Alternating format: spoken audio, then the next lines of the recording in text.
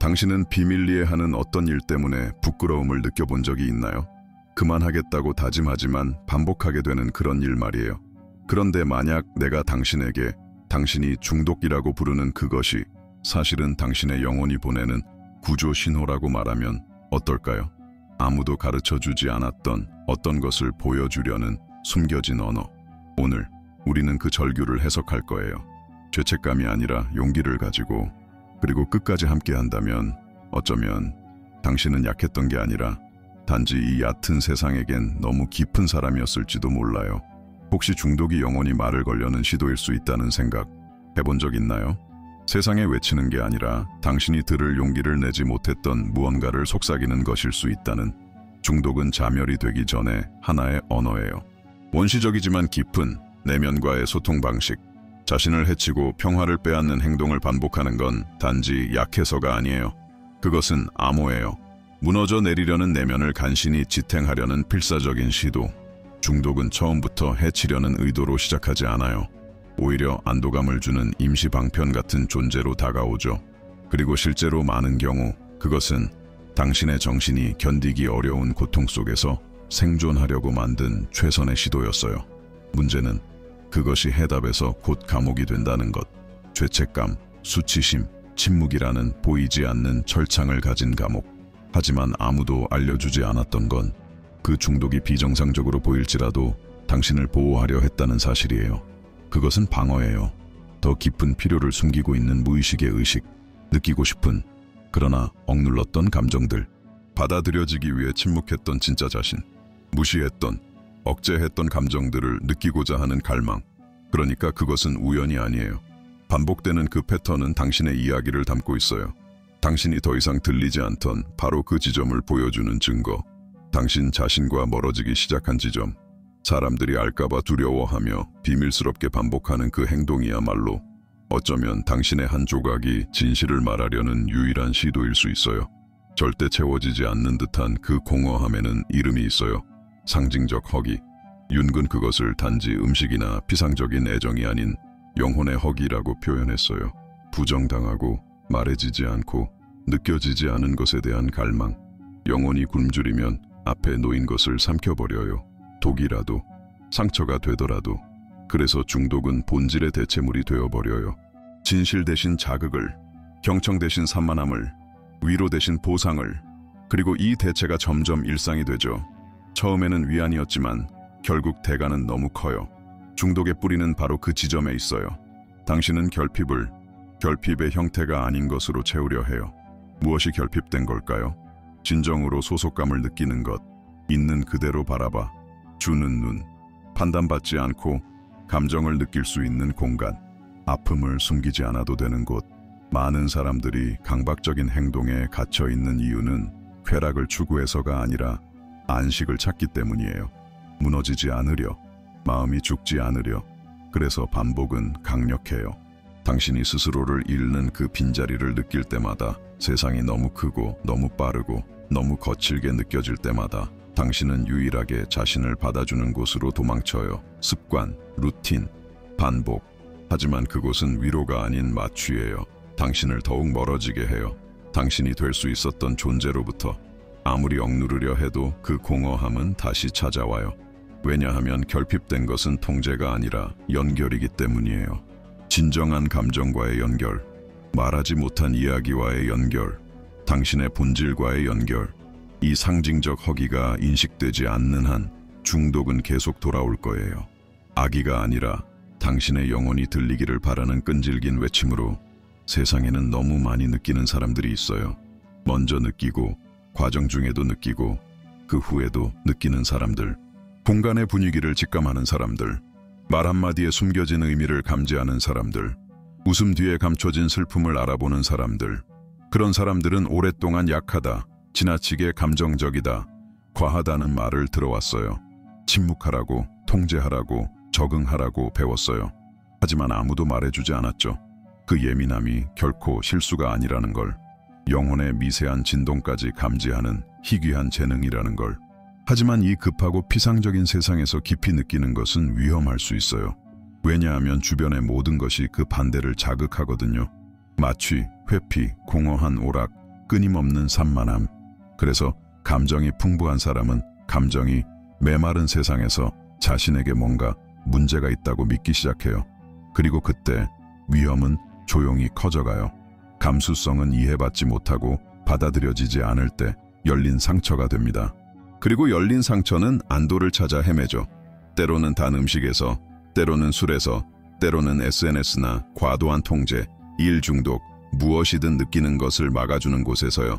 하지만 보호막처럼 보이는 것은 곧 감옥이 됩니다. 그리고 선물 같던 감수성은 짐이 되어버리죠. 그래서 많은 깊이 있는 사람들, 지적이고 직관적인 사람들은 눈에 보이지 않는 강박에 빠져버려요. 왜냐하면 그들이 가진 깊이를 담아낼 곳이 없기 때문이죠. 세상은 진정으로 귀 기울여주는 공간을 제공하지 않아요. 그래서 그들은 대체물을 찾습니다. 그리고 중독이 등장하죠. 선택이 아니라 피난처로. 위험한 피난처지만 유일해 보이는 곳. 어쩌면 당신이 평생 결함이라고 여겼던 것이 사실은 가장 강력한 영적 감수성일지도 몰라요. 영혼의 목소리를 듣는 드문 능력. 하지만 그것이 피어나기 위해선 먼저 받아들여야 해요. 너무 많이 느끼는 것은 잘못이 아니라 존재 방식이라는 걸. 그리고 그것을 무게가 아니라 길로 다시 배워야 해요. 중독의 순환은 조용하면서도 잔인합니다. 그것은 단순한 행동에서 시작되지 않아요. 훨씬 이전에 시작돼요. 공허함에서요.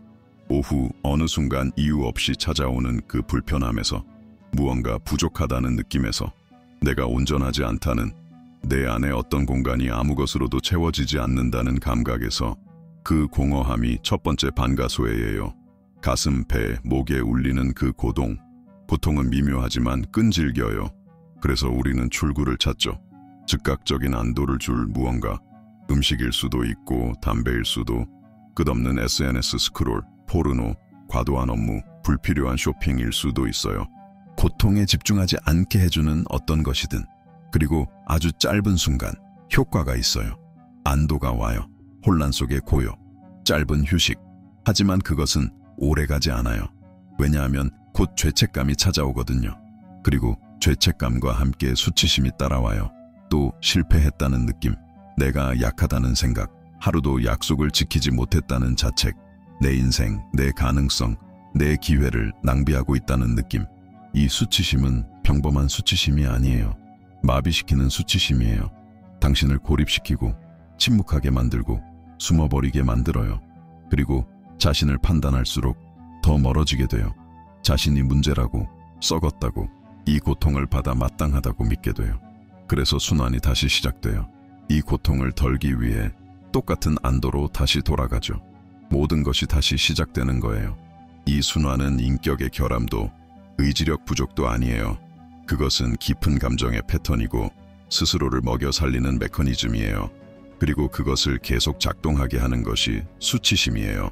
당신을 가두고 질식시키고 자신에 대한 인식을 왜곡시키는 수치심. 수치심은 치유하지 않아요. 그저 구멍을 더 깊게 만들 뿐이에요. 이 순환을 더 많은 볼로 끊을 수는 없어요. 끊는 방법은 경청이에요. 이해예요. 존재감이에요. 중독이 적이 아니라 신호임을, 아직 들여다보지 못한 어떤 것에 암호화된 메시지임을 이해하기 시작할 때 무언가가 풀리기 시작해요. 순환이 약해지고 당신은 마침내 반복에서 벗어나 다시 연결되는 길로 나아가기 시작해요. 중독은 끝이 아니에요.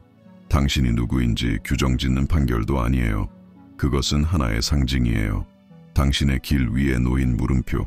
그리고 모든 상징이 그렇듯 그것은 숨겨진 초대장이에요. 더 깊이 바라보라는, 반복 뒤에 있는 것을 들어보라는, 당신이 가장 미워하는 그 행동 속에 숨어있는 영혼의 언어를 번역하라는 초대. 오랫동안 당신은 자신의 중독을 미워하도록 배워왔어요. 그것을 적처럼, 존재의 약하고 더러운 부분처럼 여기도록. 하지만 정말 그럴까요? 만약 그 중독이 서툴고 뒤틀린 방식으로라도 아주 소중한 무언가를 지키려 하고 있었다면요. 어쩌면 당신이 중독이라 부르는 그것은 사실은 지도일지도 몰라요. 조용히 그려진 감정의 지도. 아직 당신 안에서 길을 잃은 무언가의 상징적 흔적. 중독은 단절을 가리켜요. 당신의 본질, 당신의 진실, 당신 영혼의 가장 깊은 부분과의 단절. 그리고 당신이 스스로를 벌주는 것을 멈추고 그 소리에 귀 기울이기 시작할 때 그것은 증상이 아니라 메시지로 드러나기 시작해요. 아픈 메시지지만 꼭 필요한 메시지. 모든 강박은 영혼이 잃어버린 어떤 것과 다시 연결되려는 절박한 시도예요. 애정, 유대, 이친, 자기 자신과의 연결. 그래서 중독은 하나의 안내자가 될 수 있어요. 상징과 반복, 끊임없이 돌아오는 충동으로 말하는 비밀의 스승. 그것은 파괴를 외치지 않아요. 화해를 갈망하고 있어요. 더 이상 그 중독과 싸우지 않아도 돼요. 이제는 전환이 필요해요. 시선이 바뀌면 운명이 바뀌어요. 감옥처럼 보이던 것이 다리가 될 수 있어요. 바로 당신의 진실로 이어지는 다리. 만약 이 말들이 당신에게 의미가 있다면 당신의 영혼과 다시 만나는 데 도움이 될 수 있는 상징적이고 일상적인 자료가 있어요. 고정 댓글에 있어요. 마법 같은 해결책은 아니지만 한 걸음이에요. 하나의 의식 공간. 존재하는 연습. 매일 단 5분이라도 영적으로 다시 연결되는 시간을 만드는 방법. 때로는 영혼이 필요로 하는 건 단지 안전한 공간이에요. 진심으로 들을 수 있는 공간. 그리고 어쩌면 그 공간은 단순하지만 진심 어린 행동으로 시작될 수 있어요. 자기 자신에게 돌아오겠다는 선택. 모든 빛이 당신을 비추는 것은 아니에요. 때로는 그 빛이 당신을 눈멀게 하기도 해요. 영성이 가면이 될 때, 그렇죠.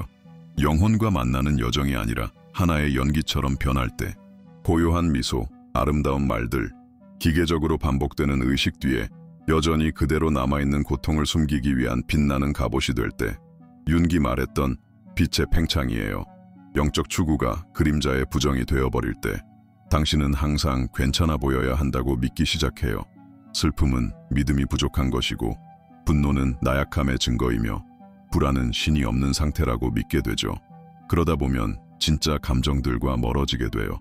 존재를 지우고 존재하지 않는 순수함을 위해 자신을 억누르게 돼요.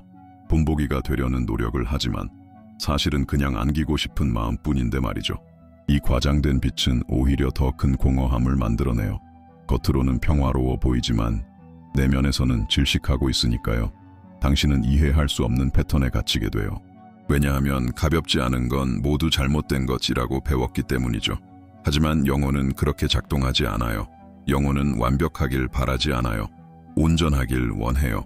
당신이 밝은 면만으로 살아가려 할 때 어두운 면은 복수하듯 돌아와요. 강박으로, 불안으로, 조용한 중독으로, 통제할 수 없는 모습으로 다시 나타나요. 잔인하죠. 왜냐하면 더 착해지려 할수록 더 가짜 같고 이미지를 유지하려 할수록 자신에게서 멀어지니까요. 겉모습만의 영성은 당신을 치유하지 않아요. 당신을 침묵시켜요. 당신을 병들게 해요. 왜냐하면 당신은 그림자와 모순으로 가득한 진짜 인간이 아니라 삶의 무게를 견딜 수 없는 하나의 이상이 되어버리니까요. 하지만 출구는 있어요. 그리고 그 출구는 그림자를 지우는 데 있지 않아요. 그것을 받아들이는 데 있어요. 그림자에게 말할 수 있도록 허용하는데, 고통이 있다는 것을, 의심이 있다는 것을, 어둠이 있다는 것을 인정하는데, 그리고 그것들 역시 영적인 것일 수 있다는 것을요.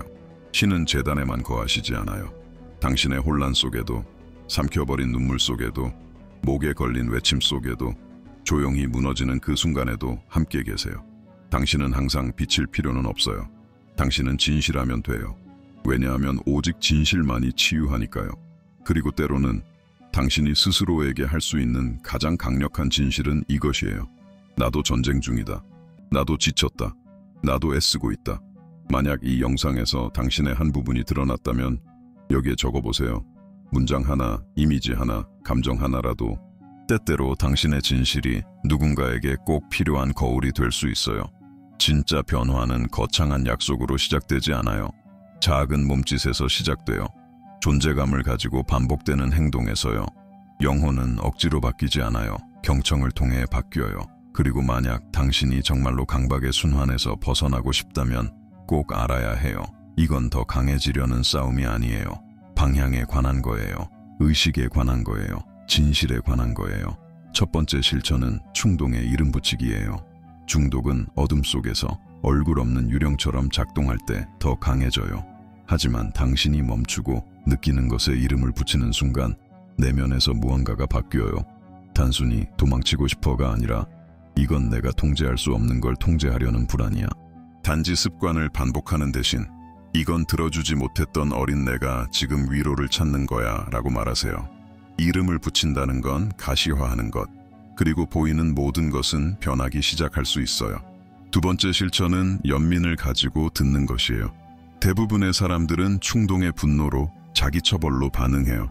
또야, 난 쓰레기야, 절대 못 바뀔 거야 같은 말들로요. 이것은 치유하지 않아요. 그저 순환을 더 강화할 뿐이에요. 충동이 찾아올 때 멈추세요. 숨을 쉬세요. 그리고 자신을 공격하는 대신 이렇게 물어보세요. 이 내 안의 부분이 나에게 말하려는 건 뭘까? 여기서 표현되고자 하는 고통은 뭘까? 이 충동을 겁먹은 아이처럼 다루세요. 반김이 아니라 경청으로, 다정한 단호함으로, 존재감으로.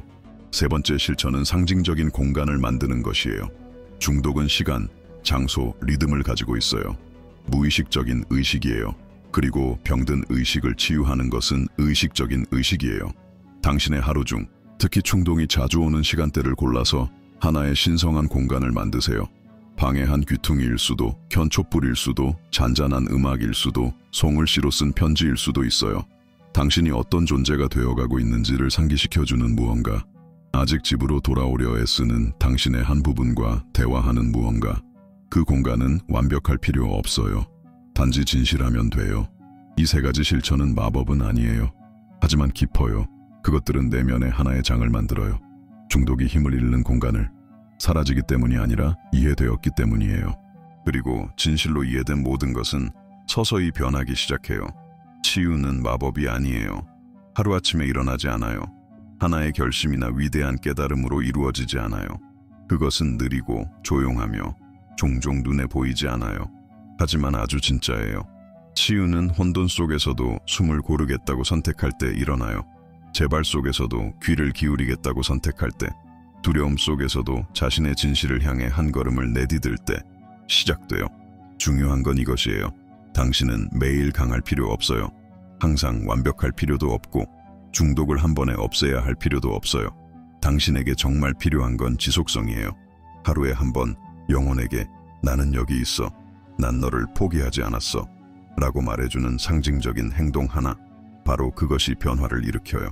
억센 힘이 아니라 반복되는 섬세함, 스스로를 버리지 않겠다는 매일의 선택, 모든 것이 도망치자고 외칠 때에도 계속 가겠다는 결심. 치유는 화려한 불꽃놀이처럼 드러나지 않아요. 충동이 찾아왔을 때 처음으로 자동 반응하지 않았던 그 순간에 드러나요. 반복 대신 글을 쓰고 자기 처벌 대신 경청했던 그 순간, 그것이 바로 내면의 혁명이에요. 시간이 지나면 이런 작은 행동들이 뿌리를 내려요. 당신 안에 안전함을 만들어줘요. 새로운 무언가가 피어날 수 있는 공간을 만들어요. 왜냐하면 당신은 점점 영원히 머물 수 있는 장소가 되어가니까요. 그것이 모든 것을 바꿔요. 단지 작동하기 위해 사는 삶이 아니라 존재하기 위해 사는 삶으로, 느끼기 위해, 통합되기 위해. 그러니 아직 아프다고 해서 포기하지 마세요. 고통도 일부예요. 그것은 이제 떠나고 있는 것의 마지막 메아리예요. 계속 가세요. 천천히, 진실하게, 경청하며, 의식을 가지고. 그러다 어느 날 아무 예고 없이 깨닫게 될 거예요. 당신 안에서 숨어있던 그 부분이 이제 목소리를 가졌다는 것을. 당신이 더 이상 단지 생존자가 아니라 스스로의 화해를 만들어가는 사람이라는 것을. 만약 당신 안에서 무언가 깨어났다면, 이 메시지가 당신에게 닿았다면 채널을 구독하고 영상을 좋아요 눌러주시고 공유해주세요. 이 귀 기울임을 비슷한 침묵을 안고 사는 사람들에게 퍼뜨립시다. 당신의 제거는 거룩한 일이에요. 그리고 그래요. 당신은 이미 시작했어요.